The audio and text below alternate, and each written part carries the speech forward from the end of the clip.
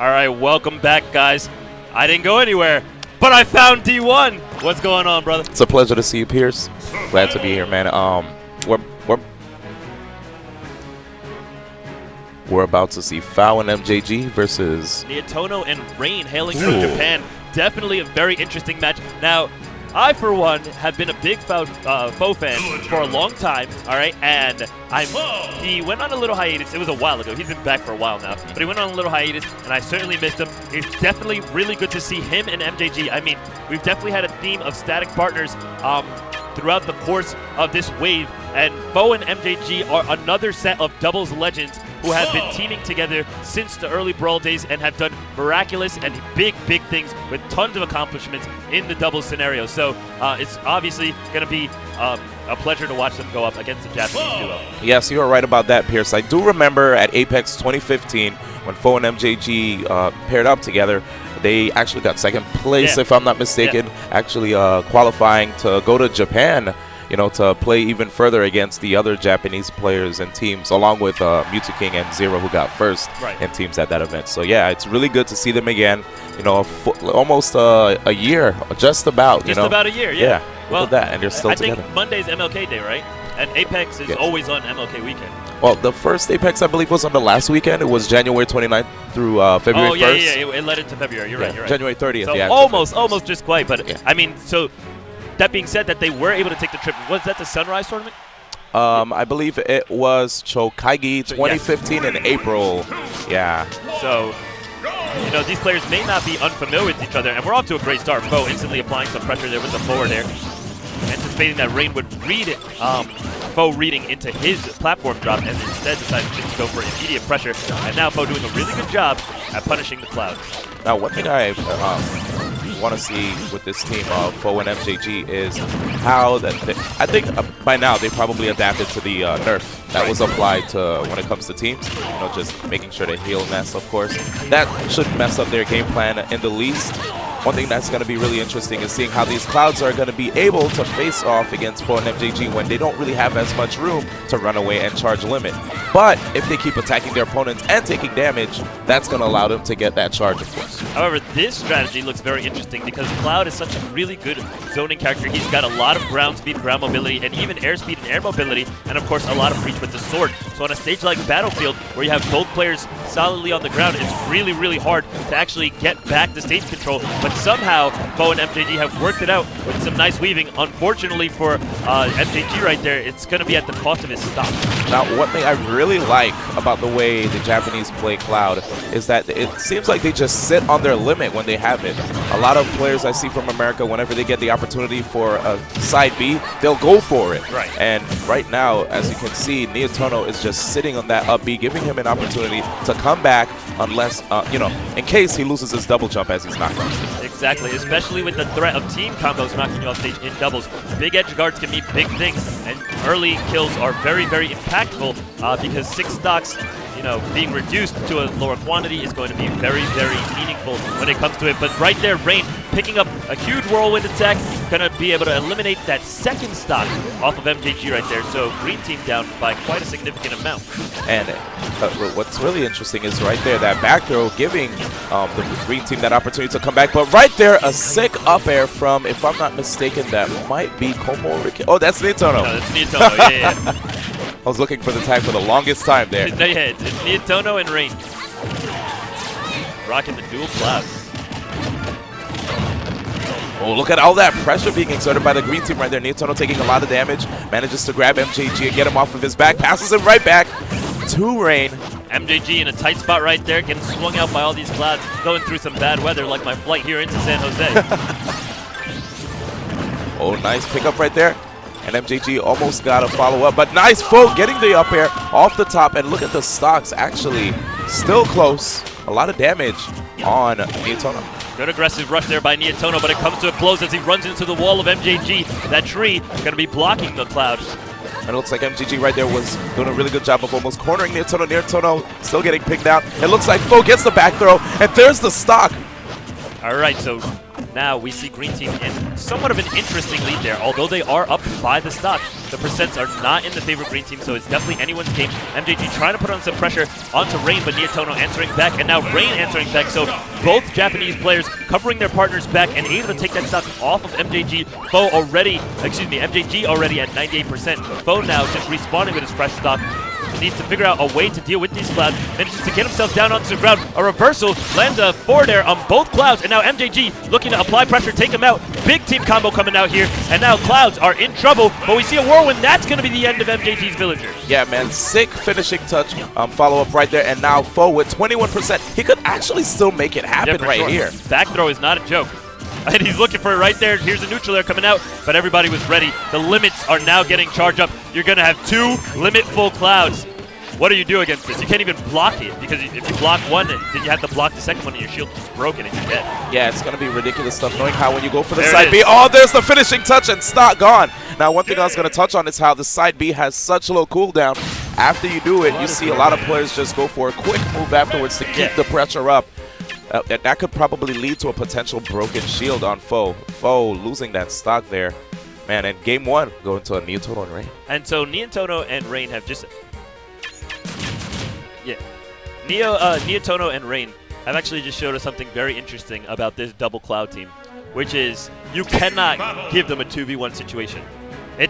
We've seen actually already in this wave a bunch of players pulling it out in the 2v1 situation, but against double Cloud, it seems nearly unsurmountable to be able to take out 2 Clouds with fully charged limit, because there's Cloud's like a fully evolved Pokemon, right? And then it's like when he has full limit, it's like he like EX evolves, like he just Mega evolves. Yeah, Mega evolves. It's just too OD. You can't fight it, so it's too much. So when you got 2 of them with full limit, it's too much. Uh-oh, and right now it looks like Rain was actually setting up a wall with the cross slash, but then finally gave up some real estate to allow the Green Team to get in. They can't back themselves into the corner too early, though, knowing that they do not have limit. Okay, there it is. Nietono having access to limit will give him the limit of B, so he can come back up stage, which is actually called the Cliff Hazard, if I'm not mistaken. Yes, and as Tom Nook would advise you, real estate here on Smashville is very important, because being able to control the center of the stage also gives you the ability to platform pressure, and that's going to be a really big deal as the Green Team is fighting for that stock against the 2 Clouds right now, who are doing, as I mentioned before, a great job at holding the center of the stage with their speed and big disjointed hitboxes. It's really difficult to get inside the 2 swords. I have to say, one of the scary things about this match for the Green Team is if FOW gets knocked off stage, the Clouds can just freely go off. Sick down smash, catching the get-up option right there. And if you're off stage and you don't have a double jump, Cloud could just go out there with the fair, the dare, having two spikes at the ready, just in case, Ness opts for the PK Thunder recovery. FOW looking a little overzealous there with a dash attack into both Clouds. He's going to get knocked off stage. MJG not able to find his kill. Whips an up smash and takes a fully charged forward, not fully charged, but a slightly charged forward smash for his troubles. So that's going to be another stock down now off the Green Team. Both stocks at 5 apiece. Very, very close game, separated by 40%.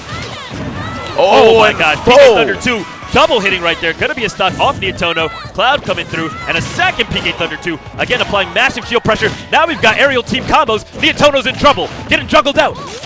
Oh, I think he grabbed the edge accidentally, but whiffs his recovery. That's gonna be the stock off Nietono. Now Rain looking to kind of alleviate the pressure a little bit as Nietono is respawning, but now Rain taking massive damage, manages to get in there, get the up smash to take out FOW stock. MJG looking to make big things happen right here. Yeah, and what I'm really liking about their team is how if you see FOW's in trouble, MJG will come through and, just try to get the pressure off of FOW and vice versa. Right now, great job by Nietono and Ray doing the juggles back and forth with the nairs, sandwiching the Green Team. All right, both Clouds are now on the ground. That's going to be a little bit of rainfall for you guys. But Villagers prepared, got the umbrella ready. And a little bit of Lloyd Rocket going to be there. Unfortunate friendly fire onto MJG, sits him on the platform. Green Team trying to find their way back onto the ground. FOW, no hesitation to go in with that aggressive falling up air. It's going to cost him dearly as he gets hit by a big team combo. Going to drop that stock. Still a fairly close game. MJG, MJG, despite being up by a stock, is at very high percent. So it's really a matter of can they close out a Cloud? And there goes one of them. Now it's all up to Rain. Oh my god, it's up to nothing. Yes, beautiful pickup right there. MJG converting off of FOW's jab combo with the forward smash, taking game 2 quite convincingly. Three-stock victory. 3-stock. Villager said the sun is shining here on Smashville today. Let these clouds be gone, and that was all she wrote for the Japanese in that set. So we're going to go to a game 3 here. Very interested to see where the counter pick's going to be. I think a stage like Battlefield was highly effective because the platform layout is really, really good for what Cloud wants to do, the way he's able to set up these juggles, especially with the team combos, knocking back and forth, things of this nature. And Cloud actually doesn't really struggle so much from getting juggled because of the huge disjointedness of his downer and the fact that both Clouds can cover each other very effectively. So I think a platform layout similar to Battlefield would be a fairly good choice. I'm interested to see maybe something a little bit like Lilac Cruise, since we don't have the ability to go back to Battlefield. Yeah, you know what? I really like the Lilac Cruise pick because if you put the opponent in the air, that'll give more opportunities for sharking. We saw these guys showing their ability to shark whenever you saw the green team go on the platforms. You go for repeated uppers time and time again, basically trying to force the opponents off the platform and into the air. Yeah, and we already see they're looking at Dreamland 64. Again, like I said, a stage extremely similar to Battlefield. I actually thought this would be the ban, which is why I did not volunteer for my estimated stage, but it looks like we let it through. So Dreamland, it's going to be a green team starting out with a little bit of positional advantage. MJG right there at the bottom center stage. That's going to give him a slight lead, and they're able to use it. MJG instantly converting that into some damage right there. Yep, that tri-platform layout is definitely going to come to the rescue. At the same token, though, I do feel that the green team can make good usage of this stage as well. These platforms are so high, you know, it definitely allows them to kill the opponents off the top. And right now we have, FOW managing to come back on stage. Oh, finishing touch! And you can definitely see exactly what we were talking about with the stage coming big into play right here. Because despite the fact that Green Team spawned with the advantage and was able to convert it into pressure, there is a huge lead already coming out from Rain and Nietono. They've already got an entire stock up. They're both only at mid 50% and continuing to apply pressure here. Both Clouds are just doing such a fantastic job at controlling the stage, and there's going to be no recovery for Ness as there are no energy projectiles on the entire screen. Right now, whenever I see a Cloud that has limit break, I liken it to a Jigglypuff that has rest. You have to get rid of the Cloud when he has limit, or force him to burn it. Get him off stage. That's one of the main differences between Cloud and Jigglypuff, because Jigglypuff will always have access to rest. But Cloud, on the other hand, has to work to get that limit, and there goes... Yeah, it's like Wario walked a little bit. Absolutely. Oh, nice forward smash coming out there, but it's not quite going to be a KO. The solid edge guard on MJG, but Villager's recovery very good. He's going to make it back. Yeah, MJG just a little too far there to get that forward smash over the edge. And unfortunately, Green Team, they got really greedy there because FOW got the grab, and MJG could have simply closed out the stock. Oh, nice skip right there. Cloud's not going to be able to come back from that one. Oh, the balloons can heal you, bro? Oh, what? That's great. Did you see that? I never seen that before in my life. I thought this, you know, if it was customs, of course I would expect that to heal because the explosions, but... Right.